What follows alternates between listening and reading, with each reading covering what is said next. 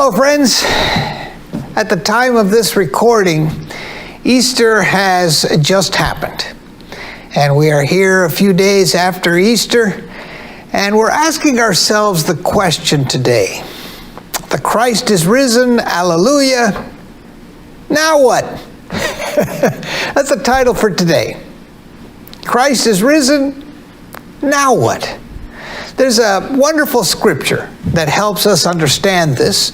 I'd like to read it for you, and then we'll see if we can unpack it together to get a valuable lesson for today. All right? I'm reading from Luke 24:13-26, and it says, "Now on the same day," this is Jesus has already been through the crucifixion and the resurrection. Luke is telling the story of the disciples. They're on a way to a town. Emmaus is what it's called, okay?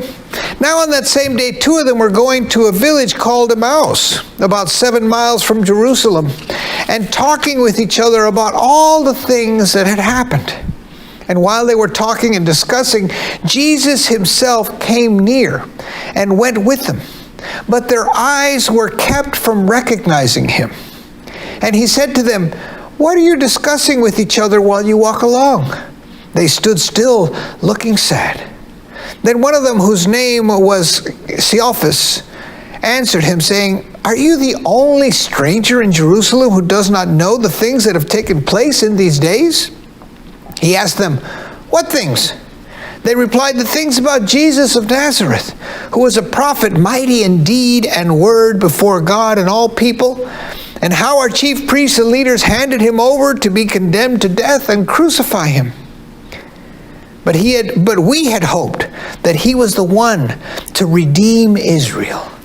Yes, besides all this, it is now the third day since these things took place. Moreover, some of the women of our group astounded us. They were at the tomb early this morning. And when they did not find his body there, they came back and told us that they did not find his body there. And indeed, it seemed a vision of angels who said to them that he was alive. And some of them who were still with us went to the tomb and found it just as the women had said, but they did not see him." Then he said to them, "Oh, how foolish you are, and how slow of heart to believe all that the prophets have declared. Was it not necessary that the Messiah should suffer these things and then enter into his glory?" So we have this wonderful little story of these guys going on a journey. They're feeling sad because Jesus has been crucified. They feel that the hopes and dreams they had of the Messiah, of a new world, of a new society, seem to have vanished. They had some reports of having seen Jesus, that he wasn't in the tomb. They were confused. They were sad. They were obviously disappointed, disillusioned, maybe angry, perhaps feeling a little hopeless, right? And we can identify with that, right? Here these guys have been following Jesus along in his ministry for the last 3 years. They've seen some incredible things. They've had that closeness. They felt that love, that connection with Jesus. And now it's all over. And they're at a loss what to do. And of course, their main problem is that they really don't know what to do or how to explain things. They're really without sort of a physical presence of Jesus. They're totally, like I say, lost, sad, disillusioned. And we can relate to that. We can understand that. We have had our moments in which we have put a lot of hope maybe into a job interview or a new life or moving to a new city. Maybe we've had a dream of realizing something, and maybe that dream came about, or maybe we got that job and it disappointed. It really wasn't what we wanted. It really wasn't what we expected. Or maybe it didn't happen and we were disappointed because of that. In any case, we understand disappointment. We understand hopelessness. We understand sadness. And what's also true about us is that none of us have had the blessing that these disciples had of being in the presence of the physical Jesus. We just haven't had that opportunity. everything that we know about Jesus, we have learned through the Bible and reading, maybe our own inner journey. We see Jesus as a master teacher, and we understand that his teachings are powerful, but none of us have had that experience. And so we need to ask ourselves, maybe like the disciples in those days, they were asking themselves, now what? Well, maybe we need to ask ourselves that same question. Now what? Because we understand that disappointment.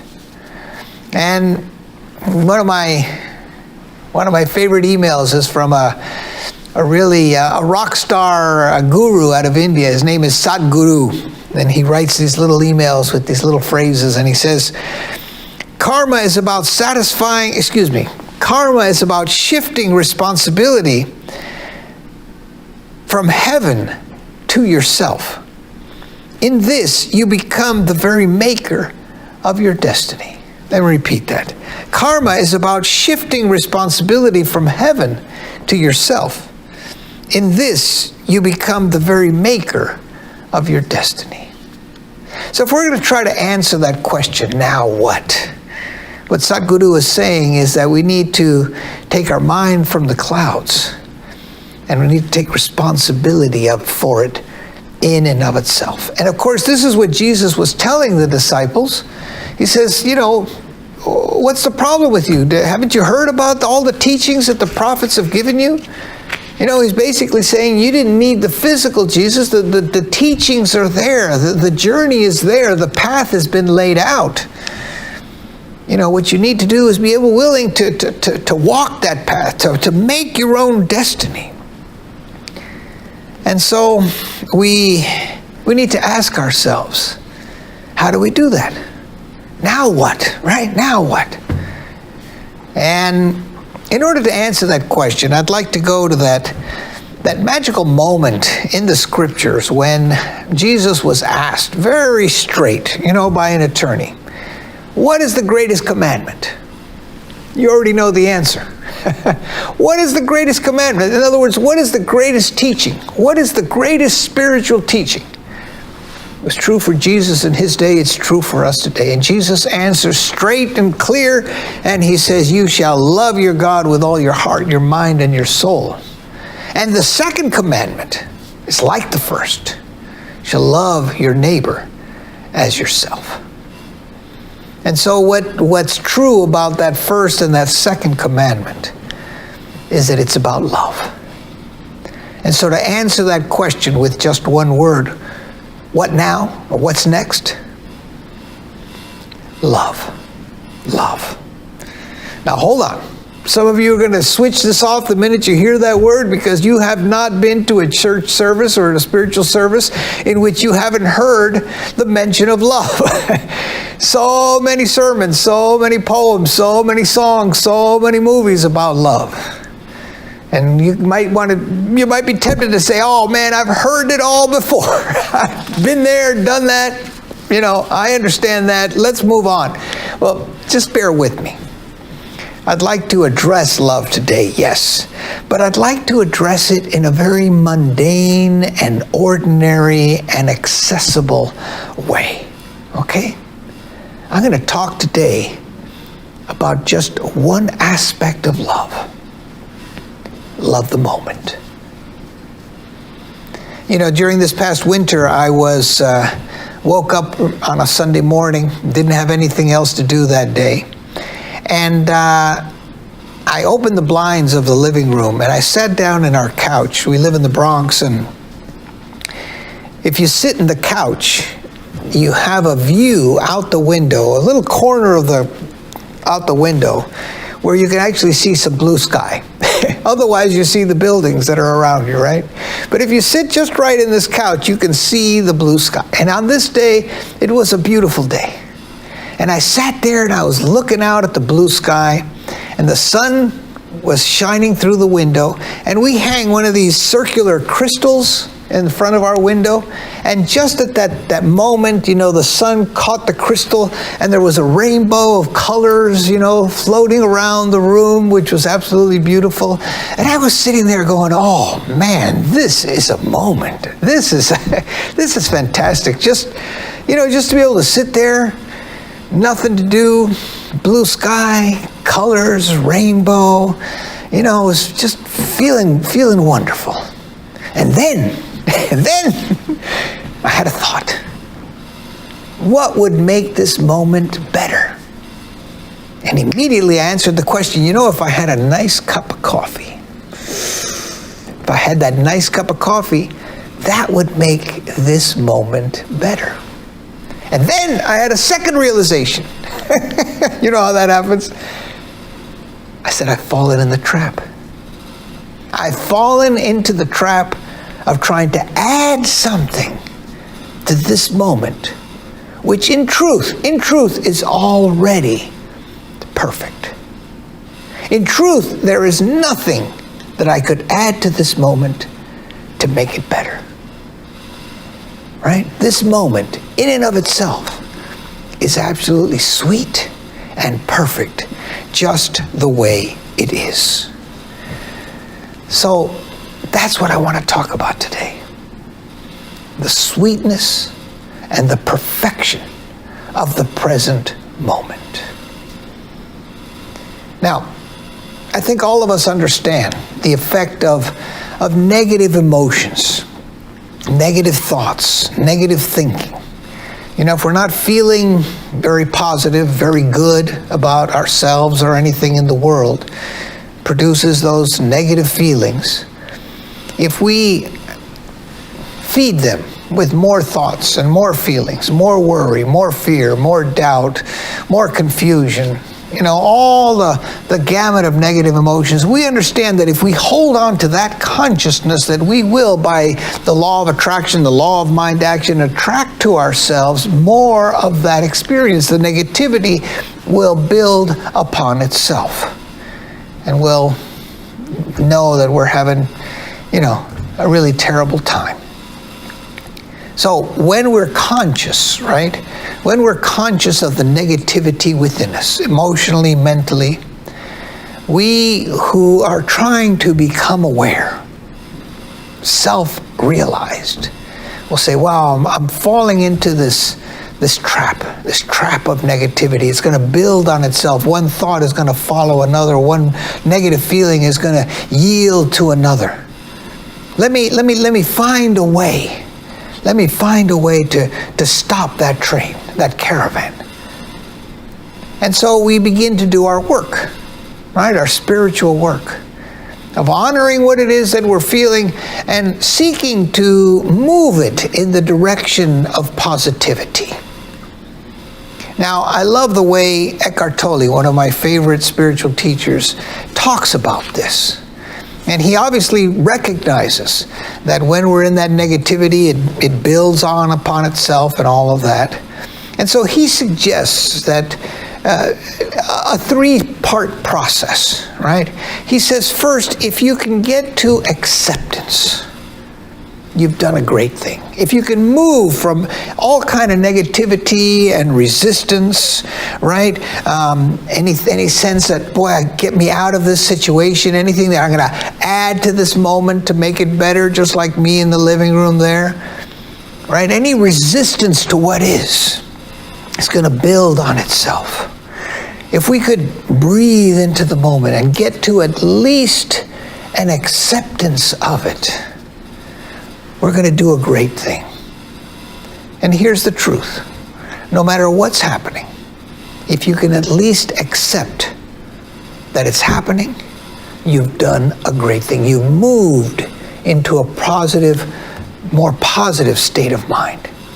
That acceptance will begin to point you toward an experience of acceptance and, let's say, of finding love in the present moment. Now, Eckhart Tolle says that's the beginning, acceptance. If we can truly come into that moment of this is what is right now, right? We can just say, yes, this is, no matter how terrible it is, this is what it is. then maybe we could move on to the second stage, which he calls joy. And joy, he says, is if you can sustain acceptance. And maybe you're engaged in an activity that you don't like very much. Maybe you're doing the laundry and you hate doing the laundry. Okay, just for example. And you got the machine and you're dealing with this, and then you got to sort the clothes, and then you got to put them together and all that business. Maybe you don't like doing the laundry, okay? But we all know the laundry's got to be done. So we work with ourselves. We do our spiritual work, our prayer work, whatever it is, or release work, surrender work. Say, I got to do the laundry. So I'm going to go ahead and I'm going to accept the fact that I got to do the laundry.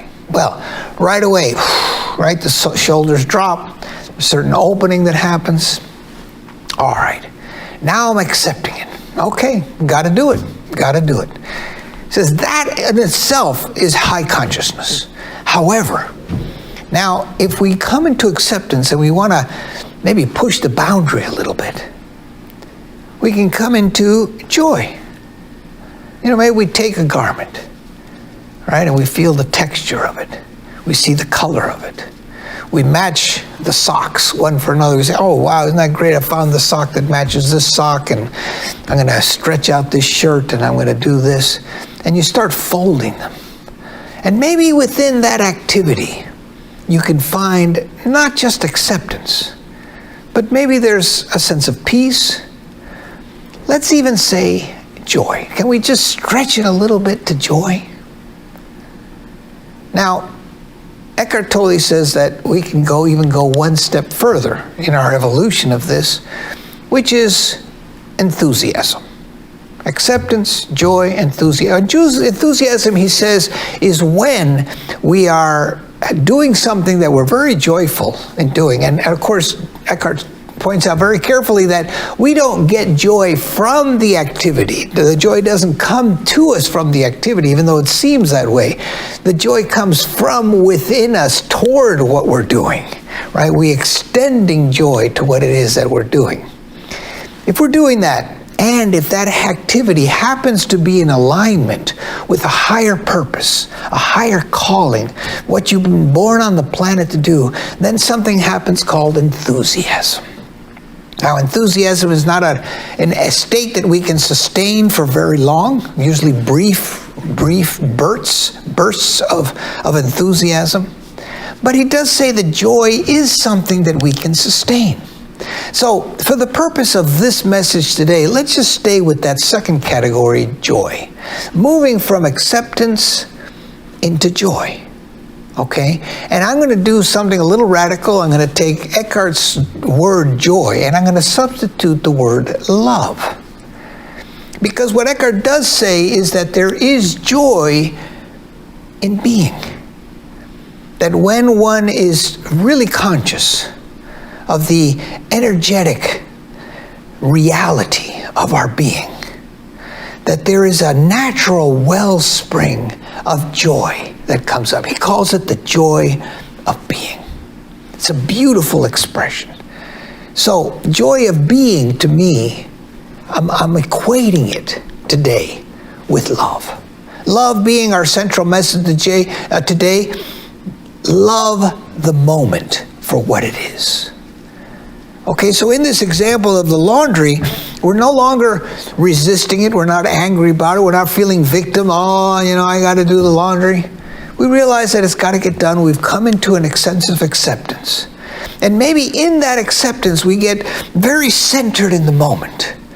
And we begin to engage with the activity very mindfully. And that mindfulness then brings up a sense of joy, or what I'm calling love. Love of the present moment. Now, why is that important? And what does that have to do with this question of what now? Jesus was talking about the most important commandment, the idea of love. And if we can find love in the very mundane, very ordinary, right, very accessible to us things of life, then we can begin to connect the dots. One moment of joy, of love, one moment of love, they begin to form a string. And in the same way that negativity will build upon itself, that energy will also build upon ourselves. We're actually doing something way deeper. And that is that love, as Jesus very well identified it. What's the most important commandment? Love your God with all your heart, your mind, and your soul. And when we talk about loving God today, I'm defining it as loving the moment, the experience, the moment that you're having. If we wanted a visual of this, what we might do is really just think about love as if life was a wheel, okay? If life was a wheel, the very hub, the very center from which all the spokes come out, the hub is love. The hub is love. One of my favorite poets, Rainer Maria Rilke, said the following: "Perhaps all the dragons in our lives are princesses who are only waiting to see us act just once with beauty and courage. Perhaps everything that frightens us is, in its deepest essence, something helpless that wants our love." Wow. Everything, even those things which we really will fear, ultimately is something that is wanting our love. So we have to ask the question, how do we do this? Well, we've been kind of going through that here. No matter what situation you're in or what moment in life you might find yourself in, there is a way for you to just get conscious of the activity, of the moment, of the activity, of the space, of the body in that space. In other words, become mindful of what's happening right here, right now, whatever it is. And maybe it's fear, maybe it's doubt, maybe it's hopelessness. But if we're conscious of it, if we can observe it, we'll know that we can be beyond it. You know, sometimes when I sit at my desk and I'm feeling a little bit overwhelmed with what's going on, you know, I might just pick up an object, and I'm just picking this up randomly here. These are my glasses. And you know, if you begin to study something with a little bit of consciousness, you begin to see things that you haven't noticed before. You know, here we got this beautiful lens. Helps me see. We see the metal, we see the plastic, we see the glass. We see the doctor who made the prescription to make the eyes balance one with another, to help me be able to see more clearly so that I can read, I can do my work, I can fulfill my purpose in life. And as I look at this glass here, these glasses, I come into a sense not only of acceptance of this moment, but also a sense of wonder. Wow, that's amazing when you think about it. From amazing, we go to sweetness. We go to perfection. This moment is perfect just the way it is. Now, if you need to do some exercise on this, I recommend you just take a walk in nature. Go to the park. Take a walk in the park. Just observe the trees. And you see that there's no blade of grass and no tree and no plant is absolutely perfect, but they are perfect in their imperfection. And the way they sort of randomly show up and extend and grow and express life is absolutely perfect in their imperfection. Just a short walk in the park, maybe sitting on a park bench or sitting by a stream. Breathe the air, be conscious of how you feel, the body, how the earth wants to sort of nurture us and envelop us, and how we can extend, you know, ourselves into that and see the wonder of it. It's such a beautiful experience. We are in that moment making a transformation. Internally, the cells of the body are transforming. And then what happens is that one thing follows another until finally we're in a state of just loving the moment. Now, like I said, if we can take that moment And maybe we add another moment. I'm not talking about deep meditation here. I'm not talking about a transcendental state. I'm talking about being present, eyes open, fully conscious, aware, breathing, present. Love the moment. Love the moment.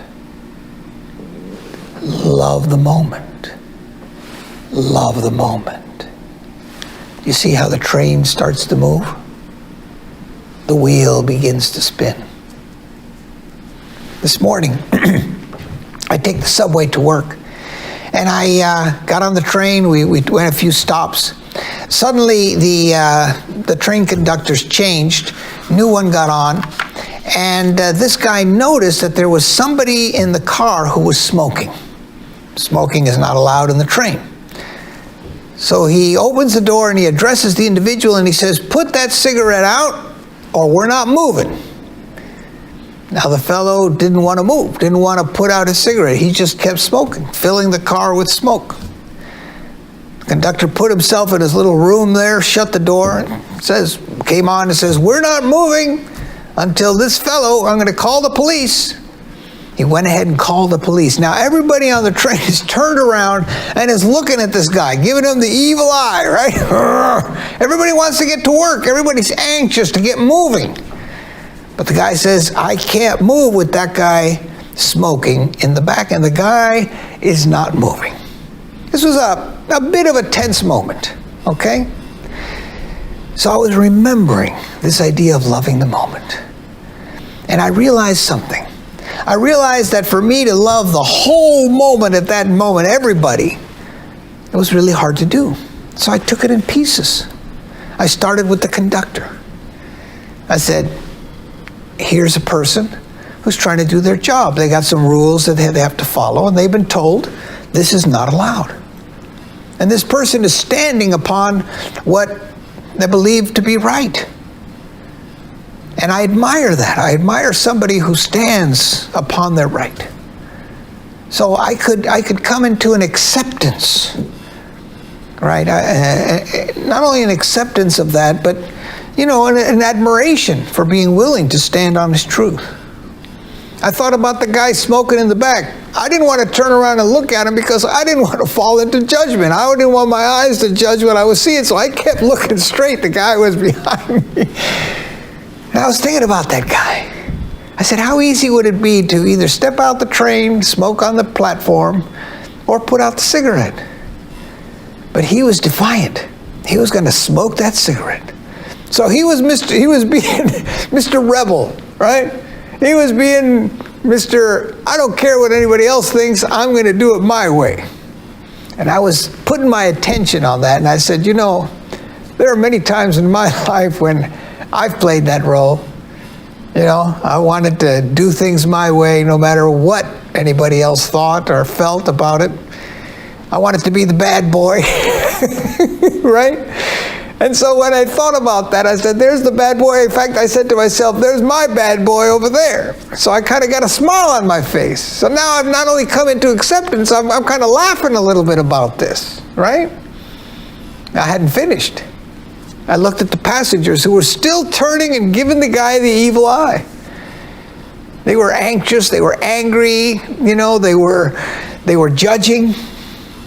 One guy stood up, right? I said, man, I understand that. I want to get to work too. I don't want to be late. I don't want to sit here on a platform, not doing anything, waiting, for Mr. Bad Boy. I can really understand that. And with some understanding came some acceptance. I said, yeah, I'm impatient too, And so I started working with all that, and this and that, so that finally I could come into an acceptance of the present moment.